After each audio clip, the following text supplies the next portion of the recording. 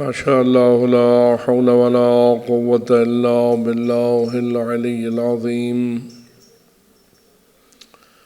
رب اشرح لي صدري ويسر لي أمري واحلل عقدة من لساني يفقهوا قولي. أعوذ بالله من الشيطان اللعين الرجيم. بسم الله الرحمن الرحيم. الحمد لله رب العالمين والصلاة والسلام على أشرف الأنبياء والمرسلين سيدنا ونبينا وشفيع ذنوبنا وطبيب قلوبنا ومولانا أبي القاسم محمد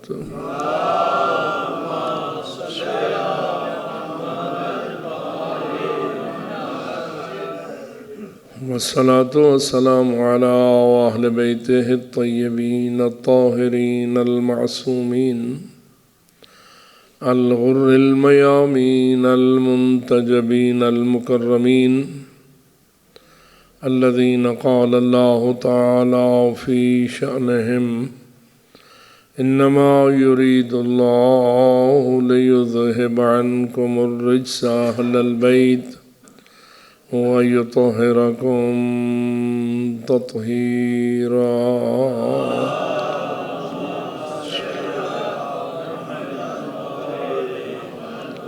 ورحمة الله على أحبابهم وأصحابهم وشيعتهم ومواليهم أجمعين ولعنة الله على أعدائهم وقاتليهم وظالميهم ملعونين من يوم ظلمهم إلى أبد الآبدين. أما بعد فقال الله العظيم في كلامه الحكيم. بسم الله الرحمن الرحيم. إنا أعطيناك الكوثر فصل لربك وانحر إن شانئك هو الأبتر. صلوات.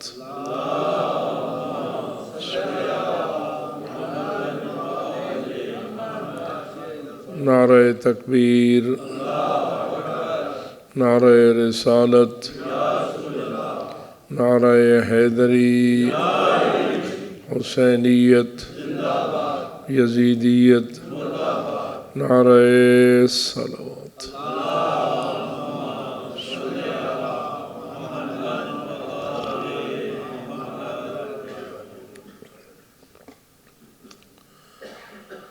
شکر ہے اس مالک کائنات کا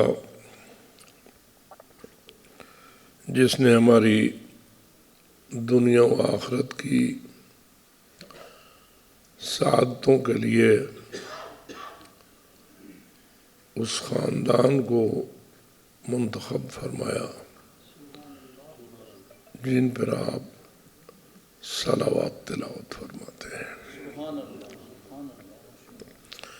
انہیں اس نے لائق صلوات بنایا اور ہر وہ کمال انہیں عطا فرمایا جس کے ذریعہ ان کو لائق صلوات قرار دیا. اور واضح ہے کہ اللہ جس پہ صلوات بھیجتا ہے اور اللہ کے ملائکہ جن پہ صلوات بھیجتے ہیں ان میں کسی کمال کی کوئی کمی تصور نہیں کی جا سکتی ہے. جیسے میں پہلے دن بھی عرض کر رہا تھا، تعریف ہمیشہ کمال کی ہوتی ہے، عیب کی کبھی کوئی تعریف نہیں ہوتی ہے. اور اللہ فرماتا ہے کہ میں اللہ بھی صلوات بھیجتا ہوں محمد و آل محمد پر، اور میرے ملائکہ بھی صلوات بھیجتے ہیں محمد و آل محمد پر. تو اس سے یہ خود بخود بات روشن ہو جاتی ہے کہ کوئی ایسا کمال نہیں رہا جو اللہ نے اس خانوادے کو عطا نہ فرمایا. ہمارے ادراک میں کمی ہو سکتی ہے، ہمارے سمجھنے میں کمی ہو سکتی ہے، ہمارے احاطے میں کمی ہو سکتی ہے، لیکن اس خانوادے کے فضائل و کمالات میں کسی کمی کا کوئی تصور نہیں کیا جا سکتا. بلکہ اگر یہ کہہ دیا جائے جتنے بھی کمالات ہو سکتے ہیں اللہ نے ان ہستیوں کو عطا فرمانے میں کوئی بخل نہیں کیا ہے. اور یہی وجہ ہے جتنے بھی صاحبان کمال ہیں وہ اس وقت تک صاحب کمال نہیں بنے جب تک انہوں نے ان کامل ہستیوں کو سلام پیش نہیں کیا ہے. اور ان کامل ہستیوں میں جو مرکزی مقام حاصل ہے وہ اس بی بی کو حاصل ہے جس کے نام کی یہ مجلسیں قائم ہو رہی ہیں. یقیناً اس کا اشارہ حدیث قصہ کی ان لفظوں میں موجود ہے کہ جب پوچھا گیا من ہم تحت القصا، قصا کے نیچے کون ہستیاں ہیں، تو جواب آیا ہم فاطمہ و ابوہا و بعلہا و بنوہا.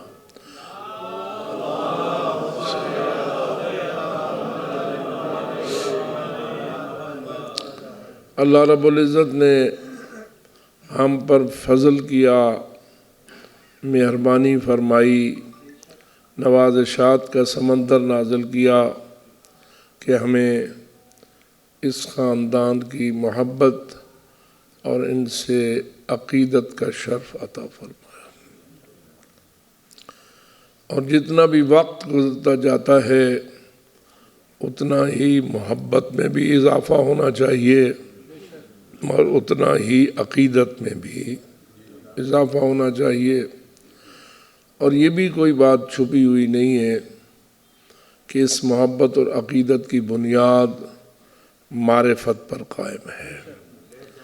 جتنی معرفت بلند ہوتی جائے گی اتنی محبت ہی بلند ہوتی جائے گی اور اتنی عقیدت بھی بلند ہوتی جائے گی. اور یہ سلسلہ نہ آج تک رکا ہے نہ قیامت تک رکے گا، بلکہ میں تو یہ کہنے کی بھی جسارت کر لیتا ہوں قیامت اس عقیدت کے لیے کوئی حد نہیں ہے. یہ محبت اور عقیدت قیامت کے بعد بھی جاری رہے گی، قیامت کے بعد بھی جاری رہے گی. کیا خیال ہے آپ کا؟ آپ کی جو معرفت خاندان تطہیر ہے یہ قیامت آنے کے بعد خود قیامت کا شکار ہو جائے گی یا محبت و عقیدت میں اضافہ ہی ہوتا رہے گا؟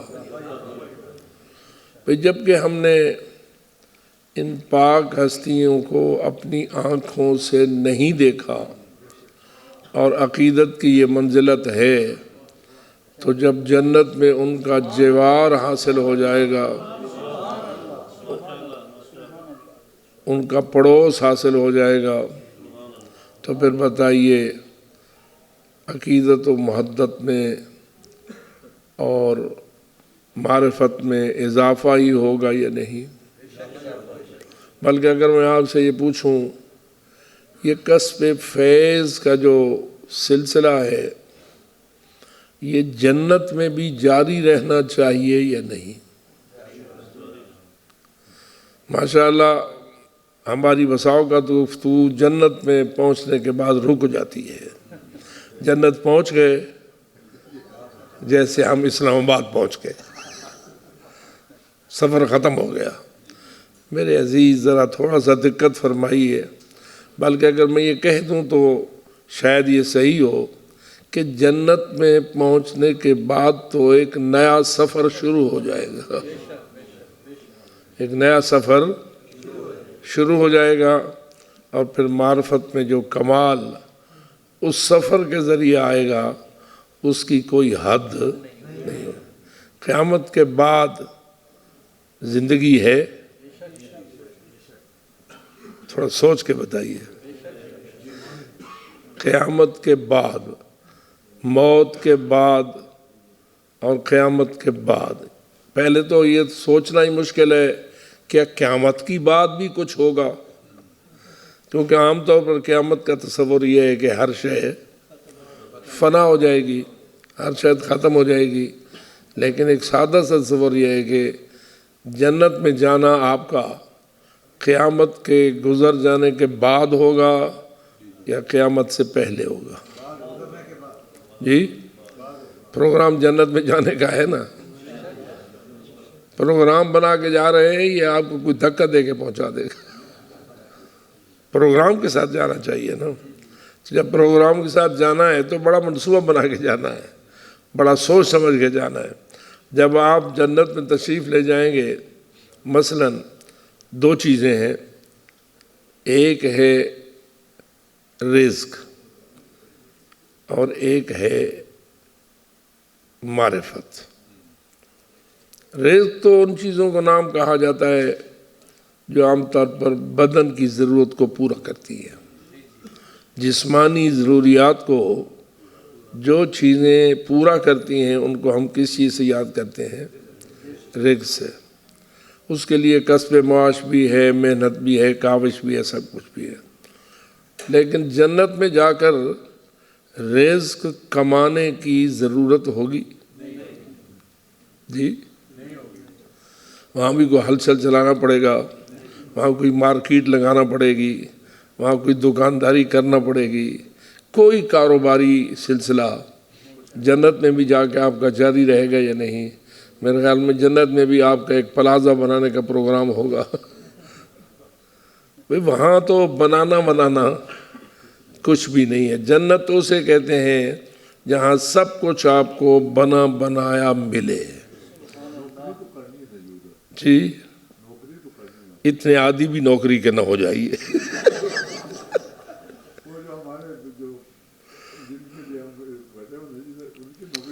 اس قسم کی نوکری جس کو یہاں نوکری کہا جاتا ہے وہ اور ہے، اور آل محمد کی نوکری کچھ۔ بھئی آل محمد کی نوکری ہی تو سرداری ہے۔ تو مقصود یہ ہے لَهُمْ فِيهَا مَا يَشْتَهُونَ، قرآن مجید کی آیت ہے کہ جنتیوں کے لیے جنت میں وہ سب کچھ ہوگا جس کی وہ خواہش کریں گے۔ وہاں آیا آپ کا بھی کون چلے گا یا آپ کو محنت کرنا پڑے گی؟ پتہ نہیں میری بات آپ سمجھ گئے یا نہیں؟ اللہ کا جو کون ہے نا، وہ اللہ کے الفاظ ہیں یا اللہ کا ارادہ ہے؟ یہ ہماری توحید کے مباحث میں ایک بات ہے، اور ہمارے اہل ممبر بسا اوقات اس بات کو کوتاہی کی طرح گزارتے ہیں۔ مثلاً کیا اللہ کی آواز نکلتی ہے کون تو یکون ہوتا ہے، یا آواز نکلنے کی کوئی ضرورت نہیں؟ جی، انما امرہ اذا اراد، آیت کیا ہے؟ انما امرہ اذا اراد شیئا، امر الہی کیا ہے؟ جب وہ کسی شے کا ارادہ کرے۔ تو وہاں تو ارادہ ہے نا، اور ارادہ بھی الہی ہے، ارادہ بندے کا نہیں۔ بندے کے ارادے کے لیے تو دل چاہیے، قلب چاہیے، یہ مشینری تو چاہیے نا، اور اللہ کے لیے وہاں تو جسم و جسمانیات کا کوئی تصور نہیں ہے، تو اس لیے وہاں تو ہونا ہی ہے، وہاں کچھ کہنا نہیں، سمجھانے کے لیے کہا گیا ہے کہنا، ورنہ حقیقت میں کرنا ہی ارادہ ہے، کر دینا ہی ارادہ ہے۔ آپ جب جنت میں تشریف لے جائیں گے تو وہاں آپ کو کیا کرنا پڑے گا؟ یعنی آپ کی ضروریات جسمانی کو پورا کرنے کا نظام کیا ہوگا؟ کھانے کی ضرورت ہوگی یا نہیں؟ پینے کی ضرورت ہوگی یا نہیں؟ ہوگی نا، یہ ضروریات ہوں گی، کیسے پوری ہوں گی؟ ابھی آپ کہیں گے مزدوری کرنا پڑے گی، نوکری کرنا پڑے گی، کسی باس کو راضی کرنا پڑے گا۔ بابا نہیں، وہاں آپ ارادہ کرتے جائیں گے، سب کچھ ہوتا چلا جائے گا۔ پہلے تو اللہ نے جنت بنائی ہی ایسی ہے کہ آپ کو کسی چیز کی زیادہ ضرورت ہی نہیں ہوگی۔ یعنی یہ عجیب نہیں ہے کہ انسان چاہے گا کہ سیب کھاؤں، مثلا آپ کا دل چاہتا ہے کہ میں سیب کھاؤں، تو درخت خود بخود جھکے گا، سیب کا جنت کا درخت خود بخود جھکے گا۔ ویسے تو آپ یہ بھی سنے ہوئے ہوں گے کہ ہر درخت کے ساتھ ہر قسم کا پھل ہوگا، ہر درخت کے ساتھ ہر قسم کا پھل ہوگا۔ وہ تو ٹہنی جھکے گی جس پہ سیب ہوگا، آپ کا ارادہ ہوگا سیب کھاؤں، ٹہنی جھکتی چلی جائے گی، بالآخر آپ کے دہنے مبارک کے سامنے سیب آ جائے گا۔ پھر آگے آپ کی مرضی آئی تو ہاتھ سے پکڑ لیجئے، مرضی آئیے تو منہ کھولیے۔ اتنی زحمت فرمائی ہے۔ تو مطلب یہ ہوا کہ وہاں سارا سسٹم اس قسم کا آٹومیٹک ہوگا کہ جس قسم کے آٹومیٹک انداز کو ہم یہاں سوچ ہی مشکل سے سکتے ہیں، ہم جس کو سوچ ہی مشکل سے سکتے ہیں۔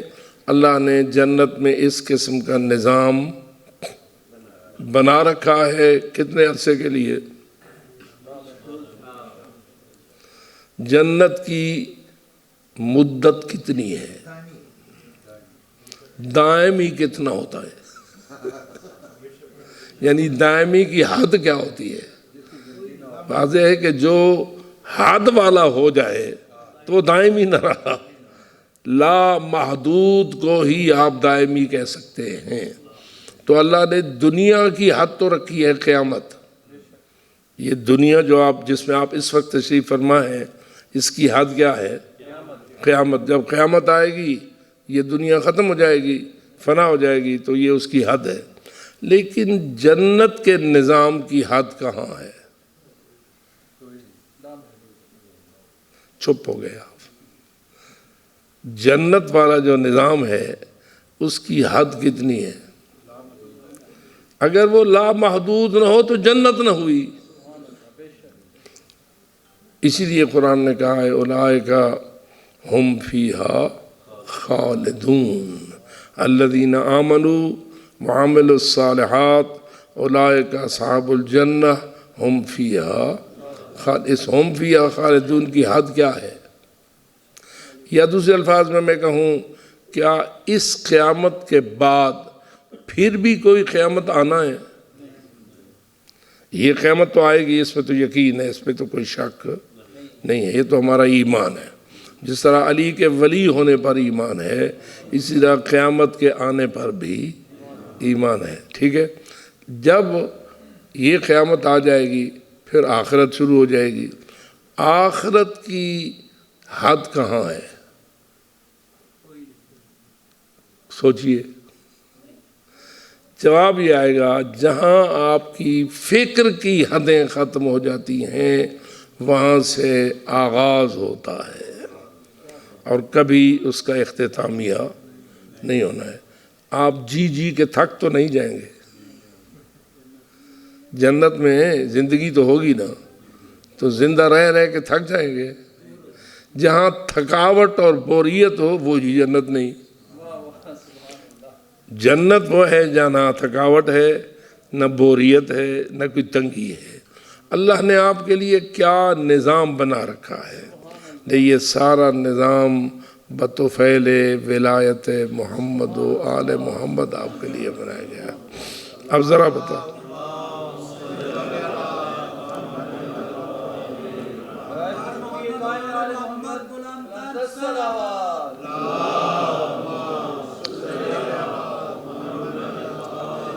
اسی سے انسان سوچے جن کے طفیل اس نے یہ سسٹم جنت کا بنایا ہے، جن کے طفیل بنائے وہ اللہ کو کتنے پیارے ہیں، ان سے اللہ کی کتنی محبت ہے۔ اس لیے محبت کی بھی کوئی حدیں نہیں ہیں۔ خداوند تعالی ہمیں اس حب آل محمد کے نور کو محفوظ رکھنے کی توفیق عطا فرمائے۔ باواز بلند صلوات۔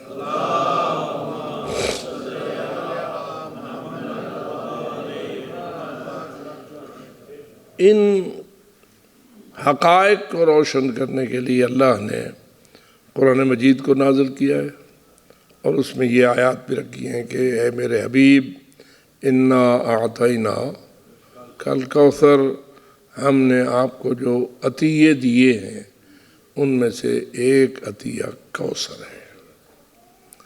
کوثر کے مختلف پہلو ہیں، بات کرتے ہوئے انسان گھبراتا بھی ہے اور اس کی کوئی حد بھی نہیں ہوتی ہے۔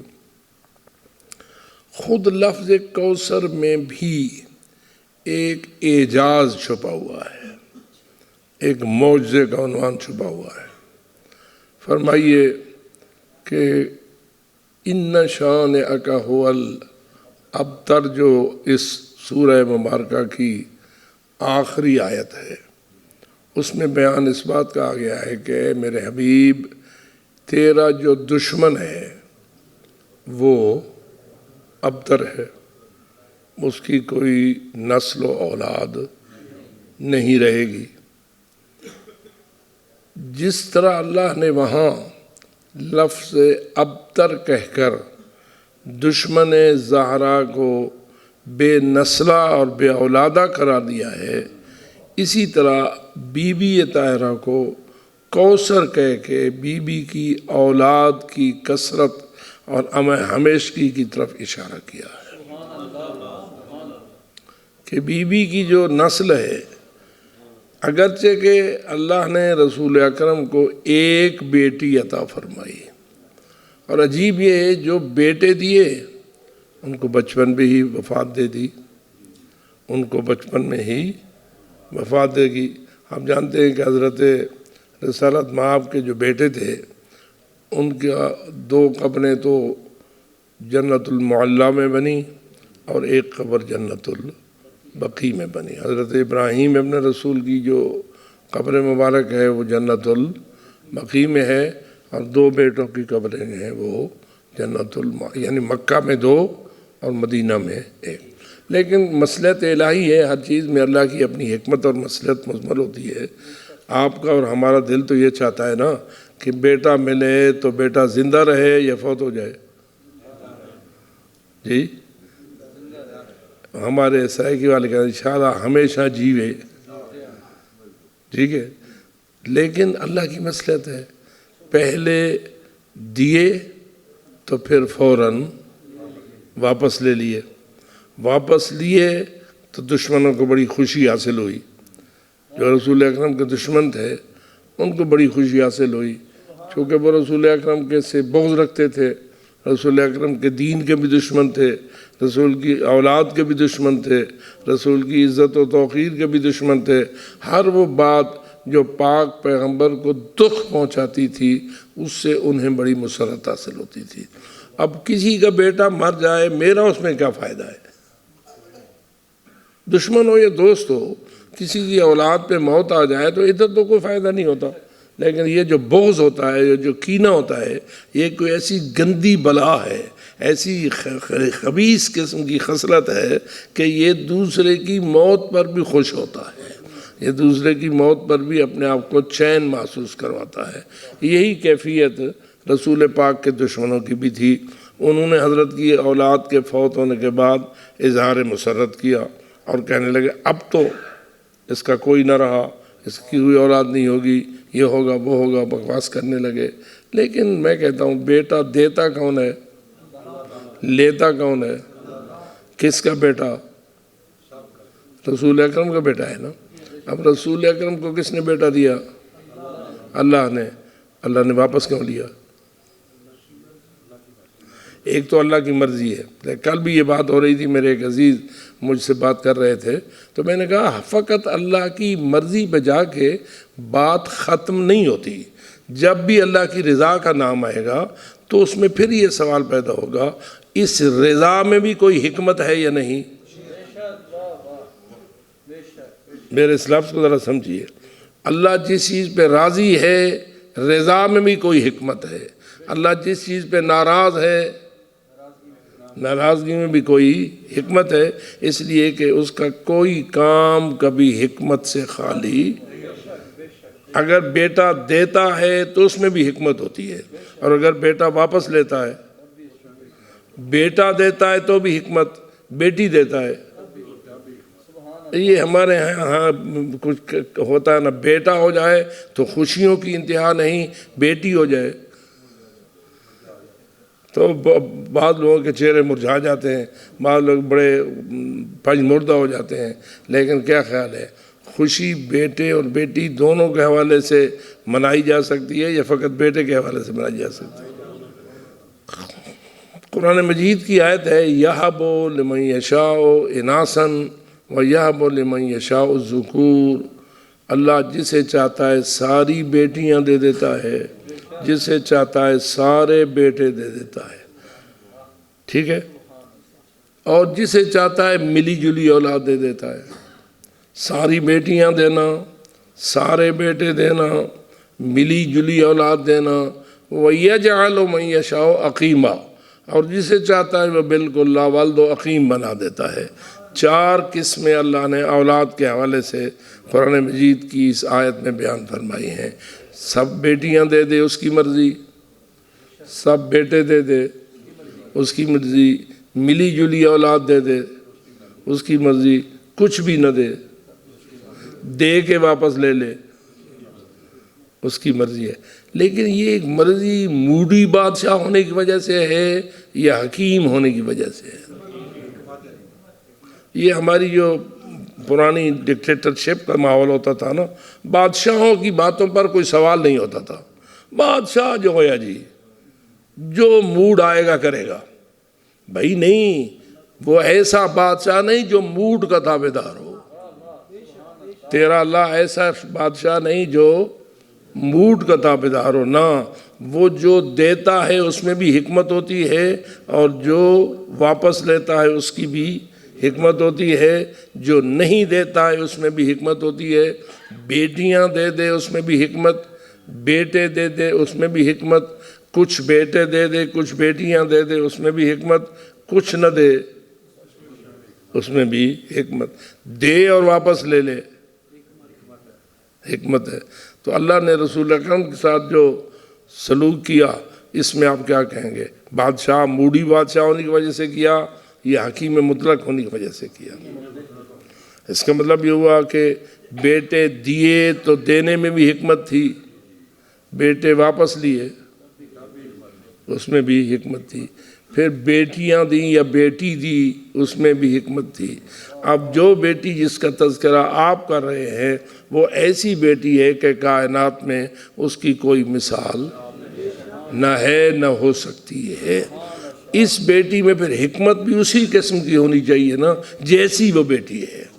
جس قسم کا مقام اور مرتبہ اور شان اس بیٹی کو عطا فرمائی ہے، اس کے دینے میں بھی حکمت ہونی چاہیے، اور وہ حکمت بھی بے مثل و بے مثال ہونی چاہیے. نہ آئے کسی کو سمجھ، کوئی اس کا ادراک نہ کر سکے، پہلے ہی کند ذہن ہو، یا اس کو شیطان نے کند ذہن بنا دیا ہو، یا بغض و کینے کی وجہ سے بھر گیا ہو بے حکمتی سے، تو ہماری اس سے کوئی بات نہیں ہے. اتنا ہمارا ایمان ضرور ہے، اللہ جو کرتا ہے اس میں حکمت ہوتی ہے. بآواز بلند صلوات پڑھنا.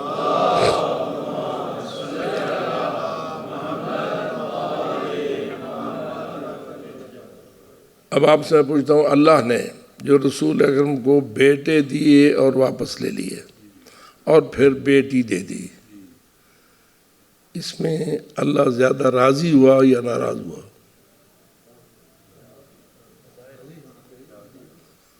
تھوڑا سا ذہن پہ زور دیجیے. جی بیٹا ہو گیا تو کہتے ہیں، ہم کہتے ہیں اللہ بڑا راضی ہے، اور بیٹی ہو گئی اور ایک کے بعد دوسری ہو گئی، دوسری کے بعد تیسری ہو گئی، تو ہمارے ماحول میں کیا ہوتا ہے؟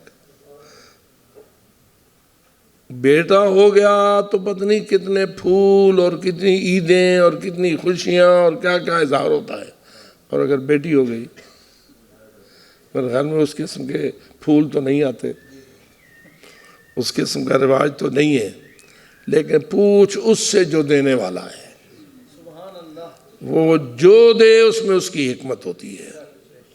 تو اور میں نہ سمجھیں تو یہ ہماری کوتاہی ہے، ہماری کوتاہ علمی ہے، ہماری کب فکری ہے یا ہماری کج فکری ہے، ہم نہیں سمجھتے کہ حقیقت حال کیا ہے، لیکن اتنا تو مان لینا چاہیے نا، ہمارا ایمان تو یہ ہونا چاہیے کہ جو کچھ وہ دیتا ہے اسی میں حکمت ہوتی ہے۔ اب اندازہ کیجئے کہ اللہ نے حضرت زہرا سلام اللہ علیہا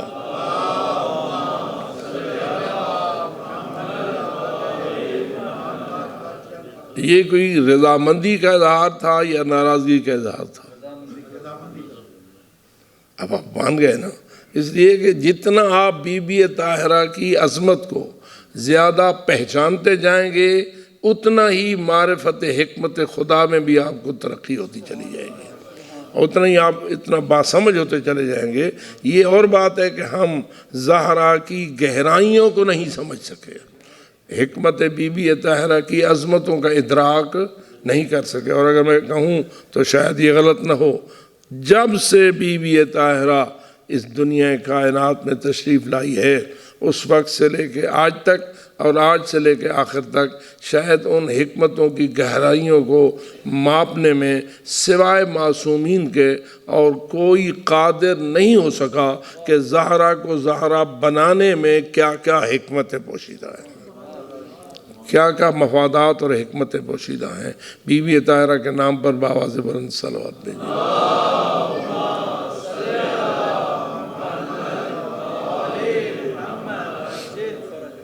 آپ اندازہ کریں اگر اللہ تعالیٰ کی ذات یہ فیصلہ نہ کرتی تو شاید آپ کو چہاردہ معصومین کی جو عظمتیں ہیں اور جو ان کی معرفتیں ہیں ان کی بنیادیں بھی حاصل نہ ہوتی۔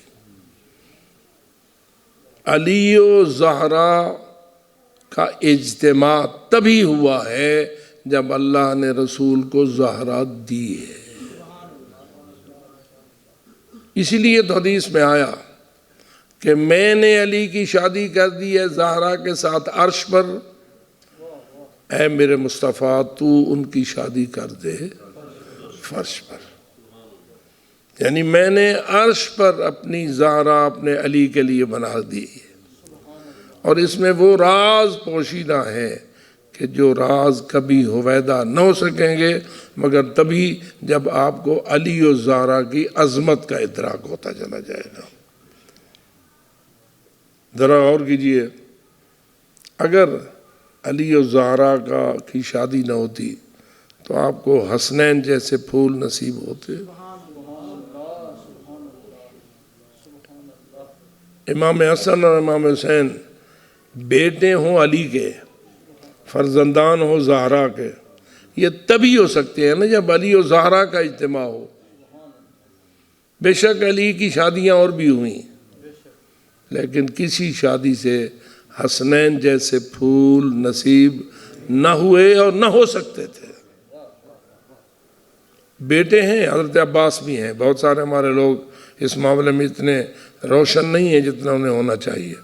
حضرت عباس کا مقام بہت بلند بہت بلند بہت بلند، لیکن آپ خود ہی بیان کرتے ہیں عباس تو کہتے تھے کہ میں تو غلام ہوں، میں امام حسین کا غلام ہوں۔ یہ غلامی کا دعویٰ کیوں کرتے تھے جب باپ علی تھا؟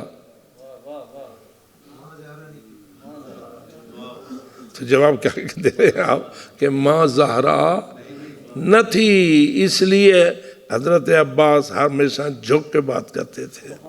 تو اس لیے عزیز دوستو، ہر چیز کا اپنا ایک پہلو ہوتا ہے، ہر چیز کا اپنا ایک راز ہوتا ہے۔ حضرت زہرا سلام اللہ علیہا کے لیے اللہ نے ایک فیصلہ یہ کیا کہ میں ان کی اولاد کو کثرت عطا کروں گا، آج آپ ماشاءاللہ اسی محفل میں جتنے سادات کرام تشریف فرما ہے، آپ ذرا غور کیجئے کہ آپ کا سادات ہونا یہ بھی حسنین کی ماں کی بدولت ہے۔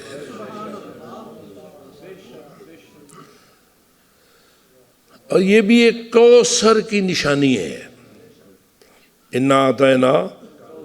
اچھا اب ذرا دوسری طرف دیکھیے، اس کوثر کی اس نشانی کو مٹانے کے لیے دشمنان نے کیا کچھ نہیں کیا۔ اولاد علی و زہرا کا نام و نشان مٹانے کے لیے کون سی سازش نہیں کی گئی۔ مظالم اس دنیا میں بہت ہوئے، لیکن شاید جتنے مظالم اولاد علی و زہرا کو مٹانے کے لیے کیے گئے، اتنے مظالم کسی اور نسل پر نہیں کیے گئے ہوں گے۔ جتنے بھی آپ عزاداری کرتے ہیں، اور ذکر ہمیشہ ہوتا رہتا ہے مصائب کا، ان میں اس نقطے کو ضرور یاد رکھا کیجئے کہ اولاد علی و بطول کا نام و نشان مٹانے کے لیے بنی امیہ اور اس قسم کے دشمنوں نے ہر قسم کی چال چلی، لیکن وہ اولاد زہرا کو مٹانے میں کامیاب نہ ہو سکے۔ اگر میں سوچوں کہ سادات کشی کس نے نہیں کی، کوئی بھی برسر اقتدار آیا جس کے دل میں بغض آل محمد تھا، اس نے ہر قسم کا طریقہ اختیار کیا اولاد زہرا کی بےکنی کے لیے اور ان کی بنیادوں کو اکھاڑ پھینکنے کے لیے۔ لیکن عجیب ہے، جتنا وہ زیادہ ظلم کرتے گئے اتنا ہی اولاد زہرا کی عظمت میں اضافہ ہوتا گیا۔ آج اس پورے ورلڈ میں، فقط پاکستان کی بات نہیں کر رہا، آپ ورلڈ پورا جس میں کفار بھی ہیں، مشرکین بھی ہیں، ہر قسم کے لوگ موجود ہیں، مشرق و مغرب و شمال و جنوب، ہر طرف دیکھیے کون سا ایسا خطہ ہے جس میں اولاد زہرا نہ ہو۔ یہ نہیں ہے بات کہ پاکستان سے چلے گئے اور وہاں آباد ہو گئے اور وہاں سے وہاں چلے گئے، یہ بات تو ایک معمولی سی بات ہے۔ کم از کم مجموعی طور پر اسی نقطے کو دیکھیے، اولاد بطول آج پورے عالم میں پھیلی ہوئی ہے یا نہیں؟ مردم شماری نہ کی جائے پھر بھی اگر سچ پوچھا جائے تو کہا جا سکتا ہے کسی جوڑے کی نسل اتنی بڑھی نہیں ہے جتنی علی و بطول کی نسل کو اللہ نے برکت عطا فرمائی ہے۔ حالانکہ قتل و غارت اور مٹانے کی کوشش کے لیے کوئی کمی نہیں کی گئی، بادشاہیاں لگیں، اقتدار لگے، خزانے لگے، فوجیں چلیں، ہر قسم کا ظلم و ستم۔ کون سا ایسا طریقہ ظالمانہ ہے جو اس مشن کے لیے نہیں اپنایا گیا؟ ہر قسم کا ظلم ہونے کے باوجود ہم تو کم پڑھتے ہیں۔ اگر آپ واقعات پورے پڑھیں اور لوگوں کو بتائیں تو شاید کتنے وقت اس پہ خرچ ہو جائے، لیکن سب کچھ کے باوجود ظلم شکست کھا گیا۔ مظلوم کل بھی زندہ تھا، آج بھی زندہ ہے اور ہمیشہ زندہ۔ تو یہ کیا معجزہ نہیں؟ کیا یہ اعجاز نہیں کہ جس چیز کو مٹانے پر اتنا زور لگایا جائے، وہ جتنا زور لگے اتنا ہی اس میں بڑھوتری ہوتی چلی جائے، اتنا ہی اس میں اضافہ ہوتا چلا جائے۔ اور یہ کون کر رہا ہے؟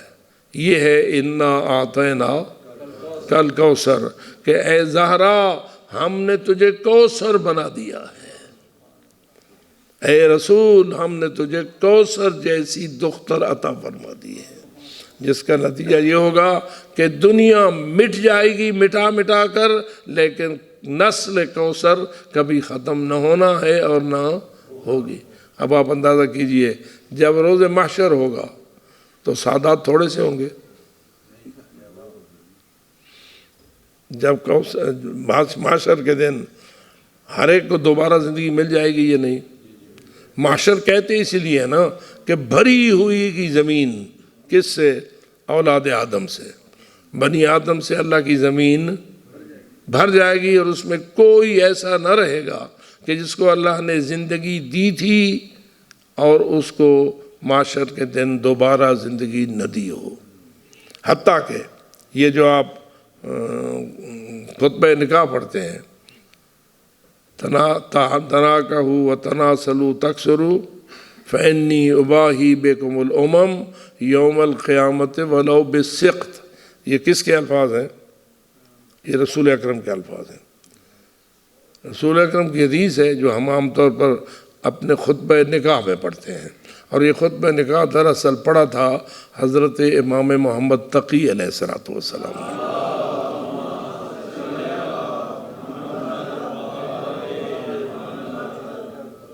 بعد دیگر صلوات۔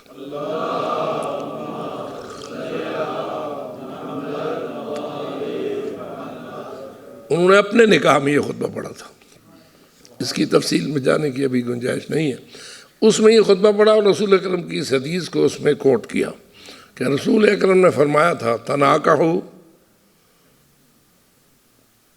نکاح کرو، تناسلوا، نسلیں بڑھاؤ، تکثروا، زیادہ ہو جاؤ۔ کیوں؟ انی اباہی بکم الامم، اے میری امت، میں تمہارے کثیر ہونے کا ذریعہ دیگر ساری امتوں پر فخر کروں گا۔ کس روز؟ روز محشر۔ روز محشر میرا فخر ہوگا کہ میری امت دیگر انبیاء کی امت سے زیادہ ہے۔ 1,24,000 پیغمبروں میں سے ہر پیغمبر کی اپنی ایک امت ہے نا، تو ہر پیغمبر میں سے کس پیغمبر کی امت کثرت سے ہوگی بروز محشر؟ رسول اکرم کی امت، اور ہم اس پہ فخر کر رہے ہیں۔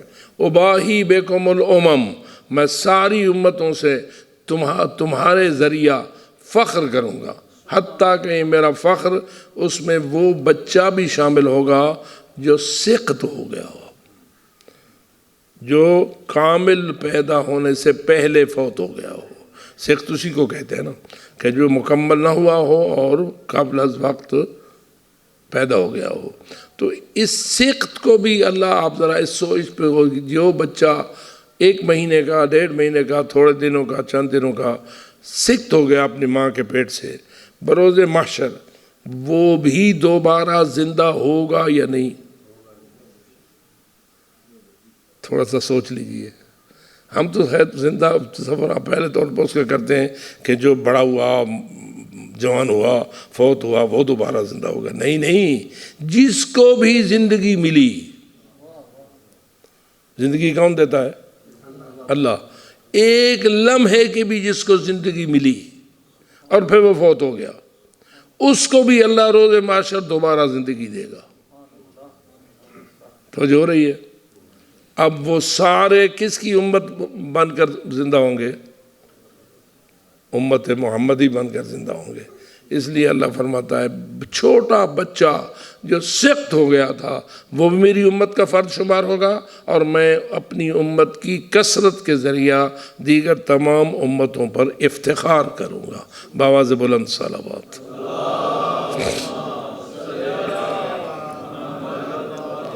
آئیے مل کر دعا کریں، رب العزت ہمارے ذریعہ بھی اپنے نبی کو افتخار کا موقع عطا فرمائے، ہمیں اس لائق اللہ بنائے کہ ہم اپنے پیغمبر کے لیے باعث فخر قرار پا سکیں۔ اس دعا کی قبولیت کے لیے بآواز بلند صلوات۔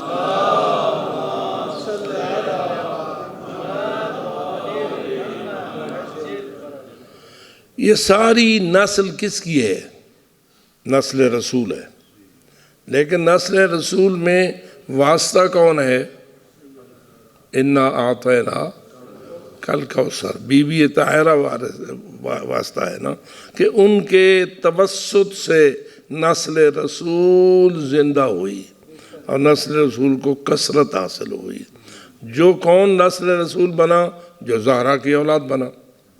باقی ساری ہوگی لیکن جو زہرا کی اولاد نہ ہو وہ رسول کی اولاد نہیں ہے، وہ رسول کی نسل میں سے نہیں ہے۔ اور اللہ نے وسیلہ بنایا ہے بی بی بطول کو رسول کی اولاد کے اس دنیا میں تشریف لانے کا، اور یہ افتخار جو ہے میرے خیال میں اس کے برابر اور کوئی افتخار نہیں ہو سکتا ہے۔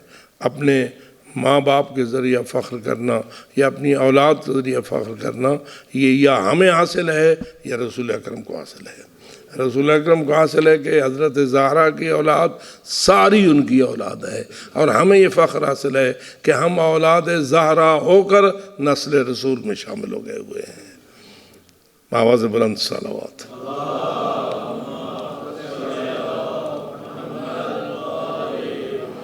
اس لیے اللہ نے جو لفظ کو اس سورہ میں منتخب فرمایا ہے بی بی طاہرہ کی اس عظمت کو روشن کرنے کے لیے، وہ ہے انا اعطینا کل کوثر۔ کوثر میں یہ سارے رموز موجود ہیں، کوثر کی عظمت کو سلام پیش کرنے کے لیے باواز بلند صلوات۔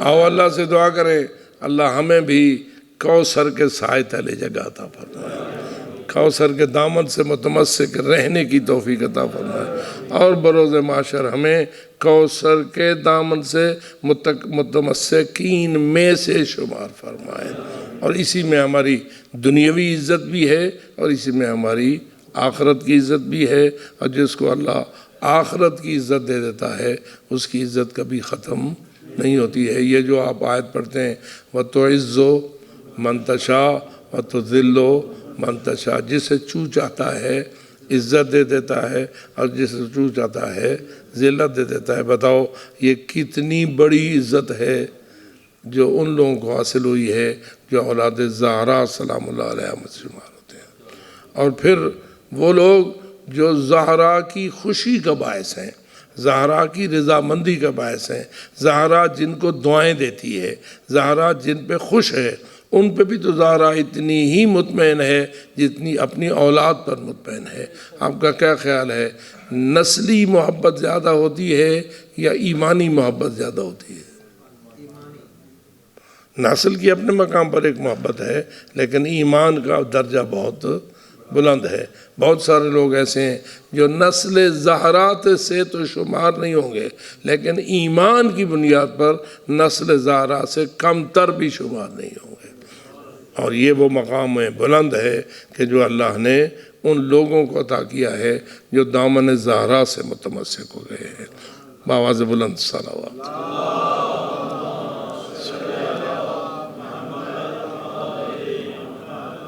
اور پھر اللہ فرماتا ہے کہ تیرا جو دشمن ہے اصل میں بے نسلہ وہ ہے،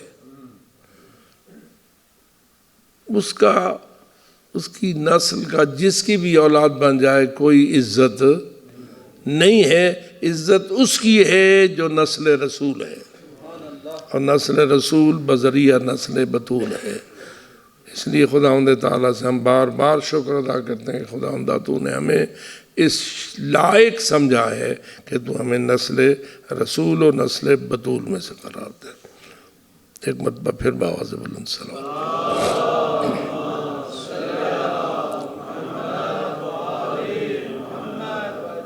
علماء نے اس پر باقاعدہ بحثیں کی ہیں، اپنی کتب میں تفصیلات درج کی ہیں۔ بعض علماء نے تو باقاعدہ وہ فگر پیش کیے ہیں کہ افریقہ میں کتنے ہیں، امریکہ میں کتنے ہیں، آسٹریلیا میں کتنے ہیں، ایشیا میں کتنے ہیں، کتنی ہے نسل زہرا، اور پھر یہ ثابت کیا ہے کہ ایک خاتون کے صدقے کتنی تعداد میں اضافہ ہوا ہے، اور یہ اضافے کا صدقہ حضرت امیر المومنین علی ابن ابی طالب کی وجہ سے ہے۔ خداوند تعالی ہمیں نسل زہرا ہونے کا شرف عطا فرما چکا ہے اور اس کو بحال رکھنے کی توفیق عطا فرمائے۔ باواز بلند صلوات۔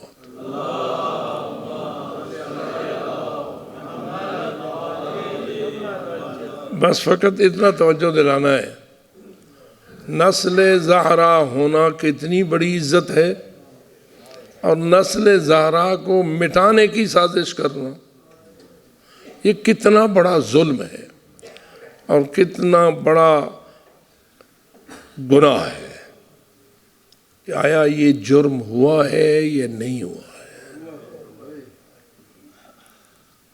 کس قدر سخت ہے وہ لوگ اور کس قدر گندا ہے ان کا ذہن اور کس قدر غلیظ ہے ان کی سوچ کہ جنہوں نے نسل زہرا کے خلاف ظالمانہ منصوبے بنائے اور اس سے کبھی باز نہ آئے. حیران ہوتا ہے بندہ کہ کیا روتی تھی بی بی بطول، کیوں زہرا روتی تھی ہر وقت.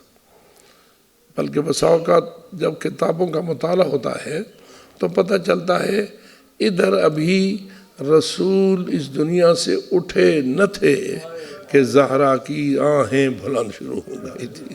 زہرا کا رونا زیادہ ہو گیا تھا، بطول اتنی روتی تھی اور رونے کا حق تھا، اس لیے کہ جس کا رسول اعظم جیسا بابا سر سے اٹھ رہا ہو، جس کا رسول اکرم جیسا سایہ سر سے اٹھ رہا ہو، کیا خیال ہے دکھی ہونی چاہیے یا نہیں ہونی چاہیے؟ جتنی دکھی زہرا ہے کائنات میں کوئی اتنا دکھی نہیں ہے، لیکن اس کے باوجود بی بی بطول نے اپنے اس دکھ کو چھپایا نہیں ہے، ظاہر کیا ہے، روئی ہے اور جی بھر کے روئی ہے. اتنی گریہ کیا ہے کہ کائنات میں ان کے برابر کا گریہ کنا کوئی ثابت نہیں ہوا. بلکہ بعض روایت پہ نظر آتا ہے کہ بی بی اپنے رونے کے لیے وسیلے بھی بناتی تھی، اپنے گریے کے لیے اسباب بھی مہیا کرتی تھی. جیسے کہ آپ عزادار اس عزاداری سے محبت رکھتے ہیں اور کوشش کرتے ہیں کوئی ایسا ذریعہ بنائیں، کوئی ایسا وسیلہ بنائیں جس سے ہم رو سکیں، جس سے ہمیں گریہ میسر آ سکے. یہ آپ کے جتنے بھی مقدسات ہیں، آپ جتنی بھی یہ علم سجاتے ہیں، زری بناتے ہیں، تعزیہ بناتے ہیں، جو بھی یہ مقدسات آپ تیار کرتے ہیں، وسیلہ تو گریہ کا ہے نا، وسیلہ تو رونے کا ہی ہے نا. تو بی بی طاہرہ نے بھی رونے کے وسیلے بنائے اپنے بابا کی وفات کے بعد اور اپنی بابا کی وفات کے وقت. ایک اشارہ کرتا ہوں، بی بی طاہرہ نے وسیلہ ایک یہ بنایا کہ حضرت بلال جو مؤذن جناب رسالت مآب تھے، جو حضرت رسول اکرم کے مؤذن تھے، اس لیے کہ جب رسول اکرم نے نماز پڑھانا ہوتی تھی تو اذان کون دیتا تھا؟ اس لیے بلال کو مؤذن رسول کہا جاتا تھا. ہر کوئی نہیں آ کے اذان دیتا تھا، رسول کی جماعت کے لیے عموماً حضرت بلال ہی اذان دیا کرتے تھے. لیکن جب رسول اکرم کی وفات حسرت آیات ہو گئی تو حضرت بلال نے اذان دینا بند کر دی، اذان دینا بند کر دی، اذان دینا چھوڑ دی. لیکن ایک دن بی بی طاہرہ نے پیغام بھیجا، بلال کو جا کے کہو مجھے اپنے بابا کے دور کی اذان مجھے اپنے بابا کے زمانے کی اذان سنا ہے.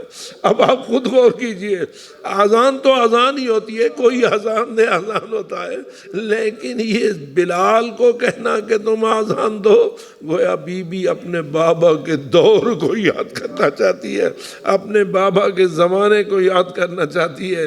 بلال نے پہلے تو معذرت کی، لیکن بالآخر آئے مازن اذان پہ اذان دینا شروع کی. روایت یہ کہتی ہے ادھر اللہ اکبر بلال کا کہنا تھا کہ بی بی کا گریہ شروع ہو گیا اور اتنی روئی کہ ابھی اشہد ان محمد الرسول اللہ زبان بلال پہ نہ آیا تھا کہ بی بی غشی کھا کے گر پڑی، بی بی غشی میں گر گئی. اور لوگوں نے جا کے بلال کو کہا بلال اذان دینا بند کر دو، اذان دینا بند کر دو ورنہ زہرا کی موت واقع ہو جائے گی. زہرا، بلکہ بعض لوگوں نے نے کہا زہرا فوت ہو گئی ہوئی ہے۔ تھوڑی دیر بعد بی بی اپنی غشی سے ہوش میں آئی اور کہا بلال کو کہو آزان دے۔ بلال نے کہا میں آزان کیسے دوں آپ کے لیے، اس آزان کو برداشت کرنا مشکل ہے۔ اب میں آپ سے پوچھتا ہوں، بی بی نے یہ بلال کو دوبارہ آزان دلوانے کی خواہش کا اظہار کیوں کیا؟ آزان تو عبادت ہے نا، آزان تو نماز کے لیے ہوتی ہے، لیکن بی بی کا بلال کو کہنا، اس سے ہر عقل مند یہ سمجھ سکتا ہے بی بی چاہتی ہے ایک مرتبہ مجھے پھر بابا کا دور یاد آئے، ایک مرتبہ پھر بابا کے آزان کا دور مجھے یاد آئے، تاکہ گریا ہو، اور گریا اتنا زیادہ ہوا کہ بی بی طاہرہ غشی میں چلی گئی۔ اب ذرا غور کیجئے، کیسے یہ بات سمجھ آئی یا نہ آئی کہ معصومین کی مصیبت کو یاد کرنے کے لیے وسیلہ بنانا یہ بھی سنت زہرا ہے، بھی سنت بطول ہے۔ اس طرح کہ بطول نے اپنے بابا کے دور کو یاد کرانے کے لیے دوبارہ آزان کی خواہش ظاہر کی، اسی طرح آپ اگر مظلوم حسین کے گریے کو یاد کرنے کے لیے اور ان کے مصائب کو یاد کرنے کے لیے اپنے گریے کے اسباب بنائیں تو یہ سنت زہرا قرار پائے گی اور آپ کے دل کے جذبات کو تسکین ملے گی۔ تو میرے عزیز مہربانو، آپ یاد کیجئے جب یہ فقط آزان کی آواز ہی بی بی طاہرہ کے لیے اس قسم کے گریے کا باعث بنی تو بتاؤ اس دن کیا حال ہوگا، اس دن کیا صورتحال ہوگی جب رسول اکرم کا جنازہ اٹھا، جب رسول اکرم کی وفات حضرت آیات ہوئی اور بی بی اتنی روتی تھی بابا کی یاد میں، بابا کی زندگی میں یاد میں اتنی روتی تھی، اتنی روتی تھی کہ بکاؤن میں سے ان کا شمار ہونے لگا، اور بالآخر روایات یہ کہتی ہیں کہ بی بی اتنی کمزور ہو گئی، اتنی کمزور ہو گئی کہ سوائے ہڈیوں کے ڈھانچے کے اور کچھ نظر نہ آتا تھا، چلنے پر قادر نہ رہی، اٹھتی تھی تو دیوار کا سہارا لے کے چلتی تھی، بستر پہ پڑی رہتی تھی اور اپنے بستر مرض پہ کہتی رہتی تھی اللہم عجل لی وفاتی، اے اللہ مجھے جلدی بلا لے، اے اللہ مجھے جلدی بلا لے۔ اب آپ اندازہ کیجئے حضرت زہرا بستر سے اٹھنے پہ قادر نہیں ہے، اللہ سے دعا مانگتی ہے خداوندہ مجھے جلدی بلا لے۔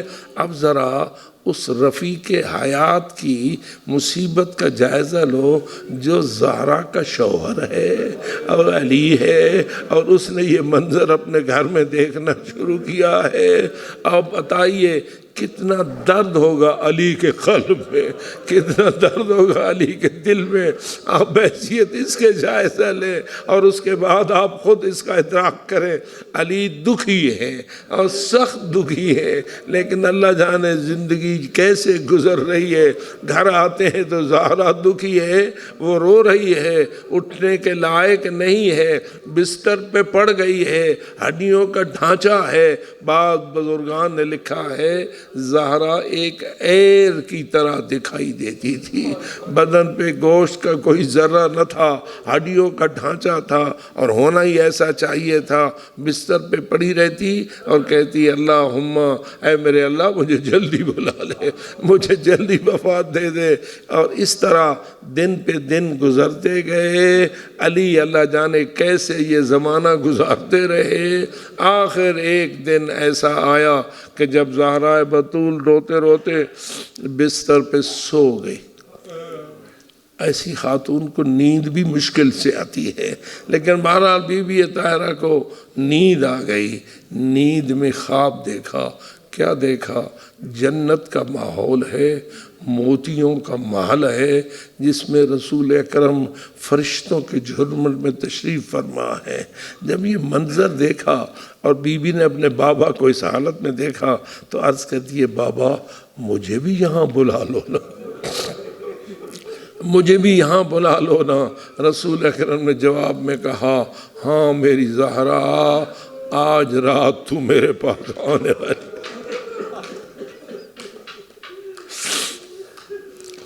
آج رات تو میرے پاس آنے والی ہے، یہ جملہ سننا تھا۔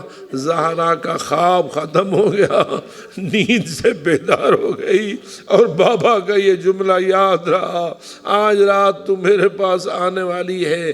کیا خیال ہے بی بی کو یقین ہو گیا یا نہیں؟ یہ میری زندگی کا آخری دن ہے، یہ میری زندگی کا آخری دن ہے۔ اب آپ خود اندازہ کیجئے بی بی نے اپنی زندگی کا آخری روز کیسے گزارا ہوگا، آخری دن کس طرح نبھایا ہوگا۔ تفصیل میں جانے کی گنجائش نہیں ہے، بس اتنا ہی کہتا ہوں، بی بی تیاری کرنے لگی اور اپنے بابا سے ملنے کی تیاری ہو رہی ہے۔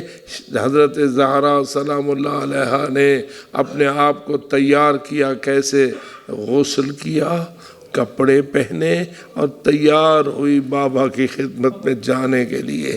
عزادارو، شام کا وقت ہوا، بی بی طاہرہ بابا کے لیے ملنے کے لیے تیار ہے کہ اتنے میں حضرت زہرا نے اپنے حسنین کو بلایا، فضہ کو بلایا اور ان کو کہا میں تیار ہو رہی ہوں۔ عزادارو، آپ خود ہی اندازہ کیجئے علی نے یہ منظر کیسے دیکھا ہوگا۔ علی حیدر کرار کے نزدیک اس صورتحال کا کیسے ذکر کر سکتا ہوں۔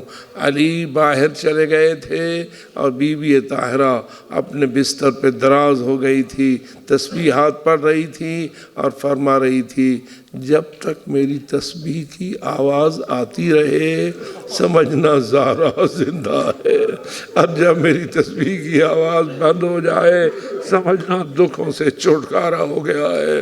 عزادارو، زہرا اپنے کمرے کے اندر بستر پہ دراز ہے، باہر حضرت اسماء بنت امیس بیٹھی ہوئی ہے، اور اتنے میں حضرت حسنین شریفین باہر سے تشریف لائے۔ اندر سے آواز تسبیح بند ہو چکی تھی۔ حسنین جو تشریف لے گئے، بی بی اسماء کہنے لگی کھانا کھا لو۔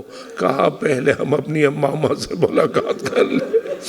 اندر گئے تو کیا دیکھا، انا للہ و انا الیہ راجعون۔ بی بی تشریف فرما ہے، لیکن حضرت حسنین نے جب یہ منظر دیکھا تو رونا شروع کیا، واہ اماں، اور کہا نانا کو ہمارے سلام کہنا، نانا کے پاس ہمارے سلام پہنچانا۔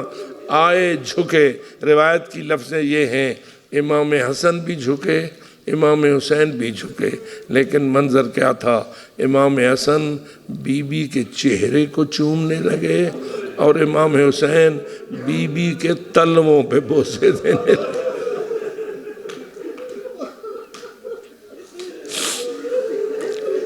بی بی کے چہرے پہ بوسے دیے امام حسن نے، اور بی بی کے پاؤں کے تلووں کو چھوما حضرت امام حسین نے۔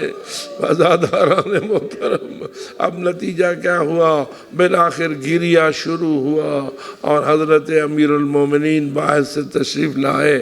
آ کے دیکھا تو بی بی طاہرہ اللہ کو پیاری ہو چکی ہوئی تھیں۔ بس میرے عزیز مہربانو، اب میں پوچھتا ہوں علی پہ کیا گزری ہوگی؟ علی کی حالت کیا ہے؟ آپ ہمیشہ سنتے ہیں علی شیر خدا تھے، علی ہر مارکے کے شہنشاہ تھے، سربراہ تھے، لیکن روایت کے جملے یہ ہیں کہ جب حضرت امیر المومنین کو زہرا کی وفات کی خبر ملی تھی، پہلی خبر، تو اس وقت علی مسجد نبوی میں تھے۔ مسجد نبوی سے باہر نکلے اور خبر ملی کہ زہرا چھوڑ گئی ہیں۔ علی اپنے منہ کے بل زمین پر گرے،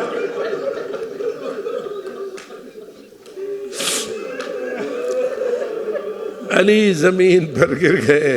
اس سے آپ احساس کر سکتے ہیں کہ زہرا کی جدائی علی کے لیے کتنی مصیبت کا باعث تھی اور کتنا غم و اندوہ کا باعث تھی، اور یہ منظر کیسے برداشت کر رہے تھے حضرت امیر المومنین۔ لیکن آؤ مجھے اجازت دو، اگر علی کے لیے زہرا کی جدائی مشکل تھی، تو ذرا بتائیے زینب کبریٰ کے لیے امام حسین کی جدائی کتنی مشکل تھی، دختران زہرا کے لیے امام حسین کی جدائی کتنی مشکل تھی۔ اور اللہ جانے وہ منظر کتنا سخت تھا کہ وہ شمر جالس علی صدر شمر ملعون امام حسین کے سینے پہ بیٹھا ہوا تھا، اور آپ کی ریش اطہر کو اس نے اپنے ہاتھ میں پکڑا ہوا تھا اور خنجر چلا رہا تھا امام حسین کی گردن پر، اور بین کھڑی کہہ رہی تھی اما فیکم مسلم، کیا تمہارے اندر کوئی مسلمان نہیں رہ گئے؟ بی فاطمہ زہرا، بی فاطمہ زہرا، بی فاطمہ زہرا، بی فاطمہ زہرا، اسلام کی عظمت کا ہے باپ سنہرا، بی بی فاطمہ زہرا، بی فاطمہ زہرا، بی فاطمہ زہرا، بی فاطمہ زہرا۔